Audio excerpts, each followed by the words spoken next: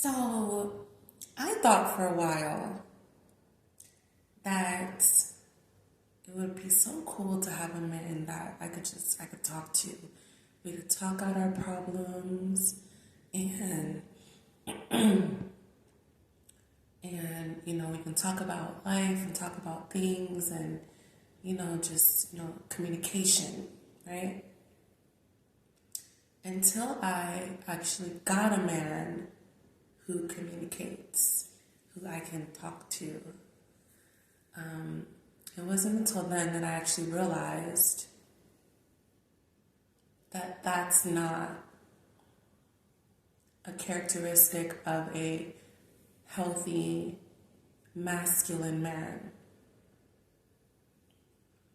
Men and women we want the same things, but the way that we go after those things, the energy that we carry towards those things is different. So being talkative and communicating and all that kind of stuff, that is a woman's way. That's feminine. That's a woman's way of processing. That's a woman's way of experiencing the world. That's a woman's way of understanding things. It's not a man's way of understanding things. Men process things very differently than women do. And when we understand this, it opens up a much easier,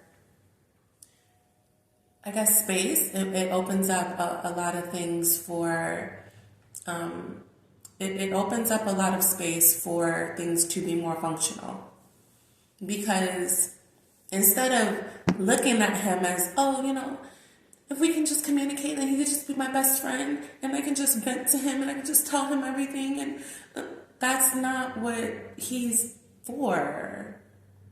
That's what your girlfriends are for. If that's what you need. If that's the space and the place that you're in your life. Actually, let me not even say that, because that is actually coming from my own personal thing where I don't have friends. And that's actually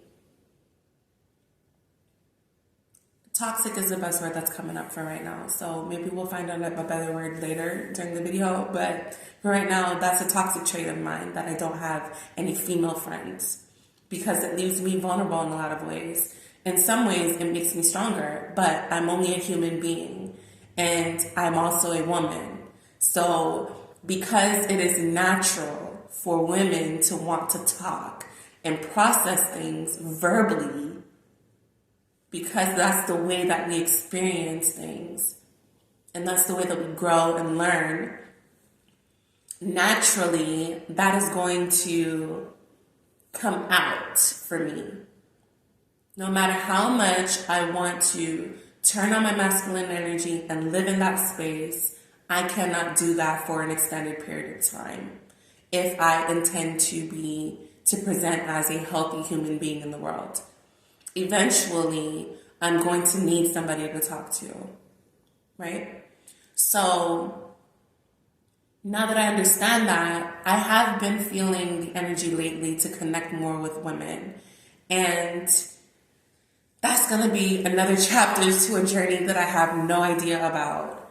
But I'm becoming more and more open to it. I think that lately, the universe, God, whatever, has been sending me women with messages.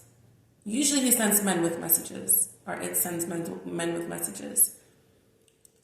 But lately I've been getting women with messages. Women have been supporting me. Women have been there for me. Women have been, usually it's men. And then I came to the understanding and the realization that most times when men come to your rescue, it is with an intention basically, to take advantage of you in some form or another. But when women offer that because that is who we are. More times than not, it's going to be from a pure place. Let me give an example. So this woman, I needed to do my laundry. So I packed all my stuff up and I called an Uber, and this woman came to get me. And she got out of her car and helped me with my laundry. She dropped me off, got out of her car again to help me bring my stuff inside the laundromat. And so I'm there, I did my laundry, I also did some grocery shopping, 2 birds, 1 stone, called another Uber to come and get me. It was a man this time. You know, he sat in his car and watched me get all my bags, put them in the car, get all my laundry, put it in he sat there and did not help. And also didn't give one care. I'm going to stop. I promise, like in past videos, guys, I mentioned that I don't want to start cursing, but I was listening to a podcast, Tony Gaskins, and he was saying that if you intend for Christ to live within you and you intend to be that light, you intend to exude that energy. And I'm not saying that I'm trying to be religious. I believe that Christ is just pure energy. It's light energy. If we're talking from a spiritual perspective, if we're talking from an agnostic perspective, the Christ energy is just a positive energy. It's something like, be what you want to attract. So he said that he stopped cursing because he realized that if curse words are coming out of my mouth every other word, then that's not a space that Christ energy is going to want to live. That's not a space that God is going to want to be in. That's not a space that positivity is going to want to be in, because curse words are not a positive thing. And so that's why they are called curse words. They are a negative thing. So now that I look at it from that perspective, I feel like, okay, now it's time to stop cursing. Because now I have a legitimate reason. Now I have something that makes sense. Now I have evidence that makes sense for me to make that change. Okay, so with that being said, he sat and didn't care. Did not care whatsoever. Didn't care whatsoever. Whether I was struggling or not, didn't care. Just sat right there in the car and let me put all my stuff in there. And so the difference, that just shows that to men, it does not come naturally. I could tell from her energy, the lady that picked me up the first time, she didn't even have to think about it. It was like, this is what I do. For him, the only reason he would do it is if he was interested in me. And because he was an older white man who had just been, once we got in the car, we started talking. And then I found out more about his story. He had just been divorced, so he was in a bitter place. So he was not looking for anybody. And also, he was probably feeling a little like low self-esteem. It was probably like, she's not going to want me anyway. And so that's why he didn't pursue me. That's why he didn't get out of his car to extend the simplest form of kindness. And so when we understand that that's masculine, that is them. That's them. And we can attach all this negative connotation to it all we want, but until we understand that's them and just accept them for who they are, we're never going to have a healthy, functional relationship with them. Now, if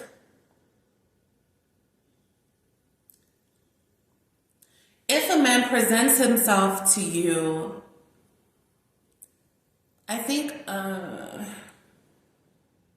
because what was coming up when I just said that was, I don't want to lead women or anybody down the path of, okay, so I'm saying men are a-holes, and how do we, so we should just accept that. Yes and no. It depends on the degree. Like, he should be at least a little self-aware enough to realize, okay, I don't care. This is a perfect example. I love Tabitha Brown. and I watch her and her husband for Fridays with Tab and Chance every chance that I can get. And they had posted like a little snippet of them arguing for 7 minutes about foolishness. And it was just so cute to watch. Like, I love that she did that, because we can often get in the space of thinking that every relationship is perfect. And if two people have been together for a long time, it was all sunshine and roses the whole time. And it's not. Even somebody like Tabitha Brown argues with her husband over pigs and and trips to the Bahamas. Petty stuff. And just the way that they're able to navigate an argument, a disagreement, whatever you want to call it, was just really interesting to watch. So he said to her, I don't care about pigs. Honestly, and that's men. They don't care about 99.8% of the things that you care about. Tabitha Brown is a very kind-hearted person. She's very, she's very loving and whatever. She's a woman. We're going to want to see the pigs as women. We're going to want to see the pigs and be excited about all that stuff. Men do not care. But an involved man is going to understand, okay, I don't care. But the woman who I love, who I've made a vow to protect, who I've made a vow to be in a relationship with, she cares about that stuff. That doesn't mean that I have to pretend like I care, because that's also a place that they need to get to as men. Because I find a lot of them, they feel like, okay, well, I don't care, but I have to pretend like I care, so that, that's what women have taught them. Women who don't understand a male's nature, we bash them for being males, just like they bash us for being female, just like they bash us for having feminine energy and for being the way that we are. Just like I talked about in another video. I don't think I posted it yet. I probably will now that there's another connection to it. But instead of understanding what female nature and how people experience things, and understanding that, okay, just a basic understanding, not even understanding feminine and masculine, just understanding that people are going to experience things differently from you. And that doesn't mean that it's wrong. And that doesn't mean that it's going to lead to whatever outcome or situation you think it's going to lead to. Patience and love says that we just sit and we wait and we watch and we support and we say, okay, well, that's the way you want to do it. All right, well, let me make this adjustment real quick, and okay, go ahead and do it. Oh, you went and you realized that it didn't work out. Okay, I figured that it wasn't going to, but I wanted you to experience that for yourself. So now that you came back, I'm going to accept your apology. Oh, well, you didn't have to apologize, but thank you for the confirmation. Thank you for making me feel good. Thank you for sharing that with me. And that's the way that we should deal with that type of stuff. So, I don't know. I kind of got off track, guys. My mind is all over the place right now. Let me see. Let me make sure I'm not running off my mouth and forgetting to log into my class. Okay, so where are we in the conversation? Oh, yeah. See how much I talk? See how easy it is for me to just get lost in conversation? That is a woman's nature. And the more at peace she is, the more happy she is, the more loved she feels, the more open and talkative she's going to be. And that's feminine energy. And like we understand, like we know, men have feminine energy within them as well. So the more at peace a man feels, the more willing he's going to be open, the more willing he's going to be open. Oh yeah, we were talking about Chance saying that he doesn't care. Right, most men don't. But because he's an evolved man, because he's done the work in his marriage, because him and Tabitha have gone through what they've gone through, and he's learned from past mistakes. He's learned from, because he probably in the beginning was the type of man who just goes along with whatever his wife says and, just pretends like he likes it, and then realize later on that causes bitterness and resentment. And then they probably had to go through that phase of being bitter towards each other and having resentment towards each other and going through that and healing that. And now they're at a place where they understand, okay, I can just let you know I don't care about that. But also, I don't care, but I'm going to support you in this anyway. I'm going to go anyway. Because the other part of the male evolution is going to be, I think they start out wanting to please women. Or maybe they start, no, this is how they start out, because kids are pure. So they're going to start out being who they are, not caring about certain things. And then the wounded mother or the wounded father or the wounded family member who raised them and was around them, members,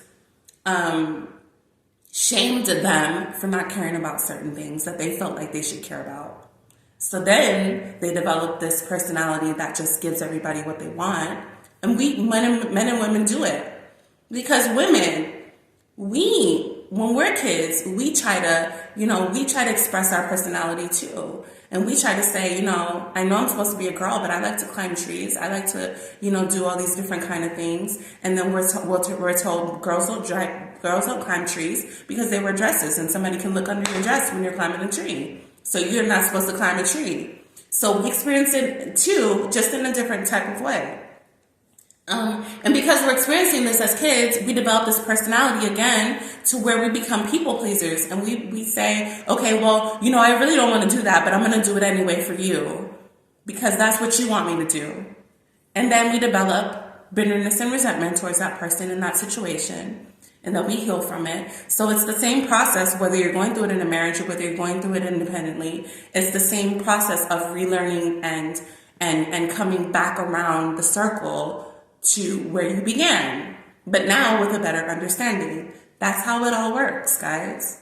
So men will either, when they're not evolved, when they're not to the point where they're like, okay, I understand that I accept that I don't care, and I accept that she cares, and I accept that I don't have to pretend like I care. And she accepts that I don't have to pretend like I care.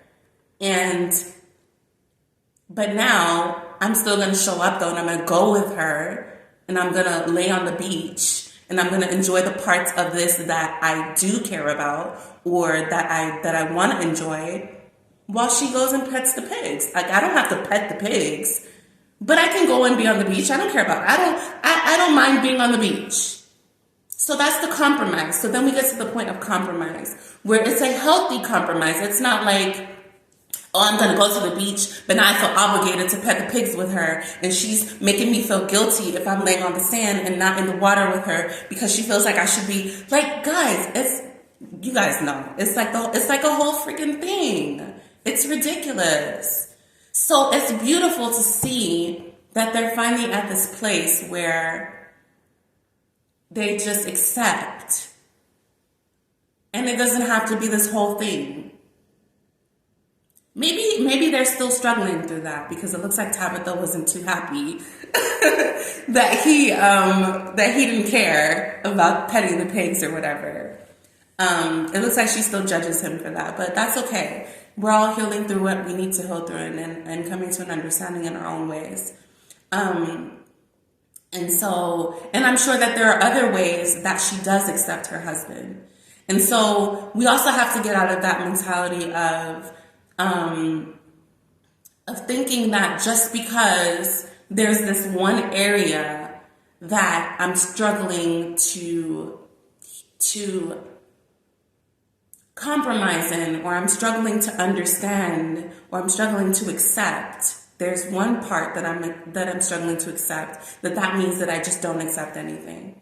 Everything, like this whole world of absolutes, where people think that because one thing is happening, something else needs to be happening. It means this particular thing.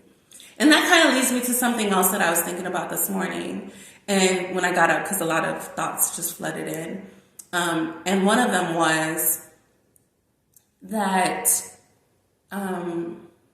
if you can't prove what's coming out of your mouth or what you're saying or what you believe, it is not the truth. And there are so many people operating out of a toxic, just delusional space and just parading around like everything that they say is the truth, when it's not. You haven't proven it. Perfect example came this morning. Florida has weird, I think everywhere has weird weather. So I'm not just gonna say Florida because a lot of places I've been, it's been weird. Like, for example, when I was in Arizona, we all know it's hot. It's super hot there. But I don't know. I thought desert, and I thought, okay, it doesn't rain in the desert, but it does rain in Arizona, and it rains hard, and it rains out of nowhere. So yeah. Anyway, we're not gonna get into weather because that could be a whole other thing. But damn, how did see guys? I need some female friends. But all of that is female friends are coming. I'm being patient. I'm not rushing the process. I'm open to that new journey in my life because it is definitely going to be a new journey. I'm not used to that at all. Actually, I am because I used to have female friends in high school. I had like a clique that I was actually part of. But I kind of played like I was a part of the clique, but not a part of the clique, if that makes sense. Like, I never did cliquey things with them, but I love them as part of the clique. Like, and when I say love, I mean like, Valentine's Day would come and I would write them all like little personal notes and give them chocolates and whatever, like for Valentine's Day, and like other, like Christmas would come around. That's who I was in high school. And I'm making my way back around to that slowly but surely, but with a new understanding of, anyway, what were we talking about? So I can get off of here because I gotta get in my class anyway soon. Jesus, give me the words that I was trying to think about. Okay, yes, evidence. You need evidence. Yes, and then we started talking about weather. We started talking about weather because the weather has been cold and hot lately. But when it was consistently cold, I had it in my head that because this is what my mother had taught me, and this is what a lot of us believe, Black and white communities, all the communities, we all believe this, that it costs more money to run the central AC unit than it does to use a space heater, for example. So, now that I'm paying my own bills, I'm trying to save money. But I also was taught that that it's cheaper to keep your AC on continuously throughout the day because it costs more money to turn it off and then start it when you get home, and then it has to spend all that energy heating the home or cooling the home. And what I did, that particular myth, I tested it when I had my first apartment. The first month, I left the AC on all day. I kept it on like 76, and I left it on all day. My bill was $136. The next month, I turned it off when I went to work and then came home and turned it back on. My bill was $70-something, almost half what it was. So that myth was not true. But there are some people who are so in their ego, let their ego just do whatever, just run all over the place, that they will have a thought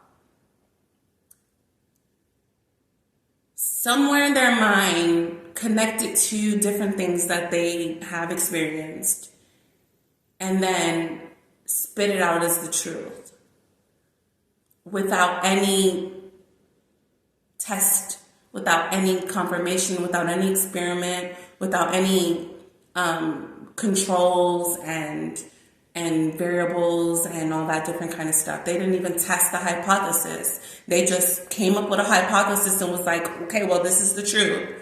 And that's what the ego does. It does not allow us to explore. It doesn't allow us to be curious. It doesn't allow us to prove the truth because the ego says there's a chance that I could be wrong. And I don't want to be wrong. So don't test it. This is the truth. Just if you believe it, it's real. That's what the ego leads us to believe. So, and people are doing that with a lot of different things, not just with the AC situation.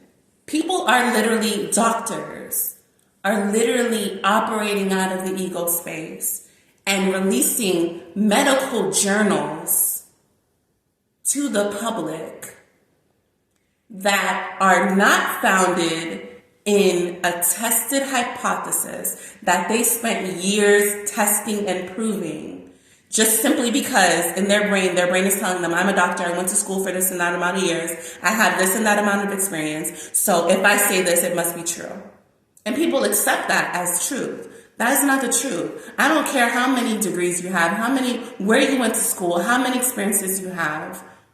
It needs to be tested and proven in order to come out of your mouth as truth. Simple. That is the responsibility that we have to people and ourselves.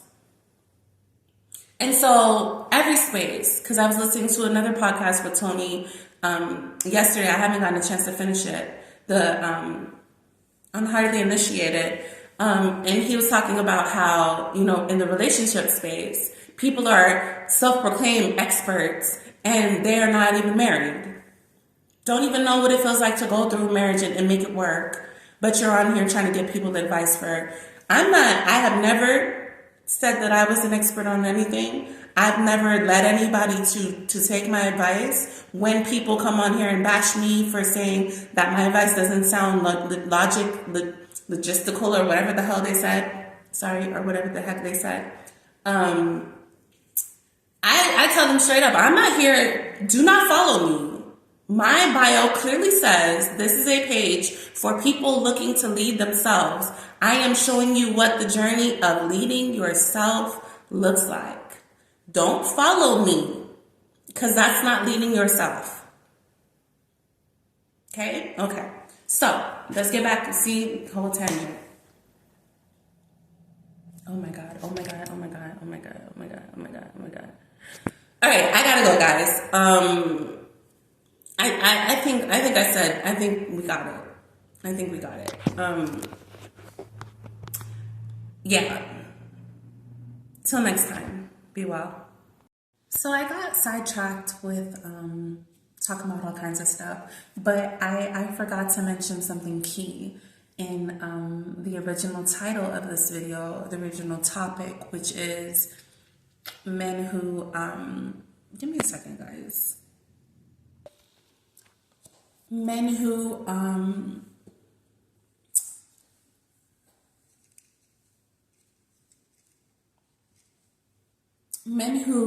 jeez, I'm so distracted. Men who like to talk, it's not within their nature. So if a man is extra talkative, it is always a red flag. It is always a red flag. If a woman is extra talkative, that is not a red flag. That means that she's happy, she's content, she's at peace, she feels comfortable, she feels good. When a woman is talkative, that's where you want her to be. When a man is talkative, it is a major, major red flag. The reason is because, like we talked about in the earlier part of the video, it is not in their nature to be talkative. They are results oriented. They're not worried about the details. They're focused on, and when they're fully in their masculine energy, they're focused on results. They don't care about the in-between. As we need to get over here, the only steps I'm worried about making is the steps that it takes to get over there. That's it. I don't have time for the extra. I don't have time for the in-between. We need to get boom, boom, boom, boom, boom, boom, boom. That's what we're doing. That's what I have space for in my mind. That's what I'm gonna talk about. And I have 5 words, precise words to give you so that we could go there, and that's it. That is masculine energy at its highest point. Precise, to the point, goal oriented. That's it. There's no time for extra conversation in between that. That's what a man is at his highest, right?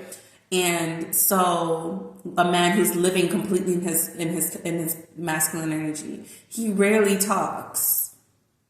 He rarely talks. And because women are not like that, and because we don't have feminine friends, because we're trying to, be everything with our husband and not understanding that about them, we shame them into talking to us and being talkative. And that's why we have so many of these men who are so feminine.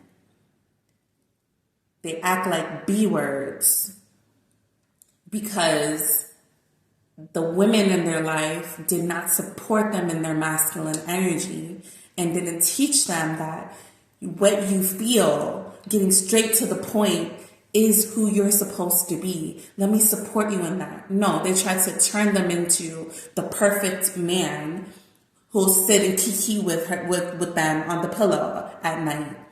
And that is not cute. That's not what men do. No.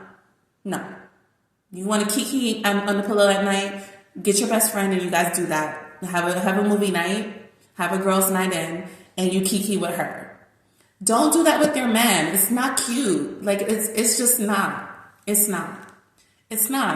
And to shame men into that behavior and then get mad when they're extra feminine and they have no idea how to be a man and they're struggling to be that is counterproductive. It's stupid. Like, it doesn't make sense. It's not logical. You shamed him. How? And then you expect him to be a man? You shamed him for being a man. And then you turn around and get mad at him because he's not a man. You can't do that. It's not both. It's one or the other. Do you want a man who's goal-oriented and focused on the plan? Or do you want a man who's going to sit in bed and kiki with you? Because it's not going to be both. On a consistent, productive level. For production to happen, for something to be produced, it needs to be consistent.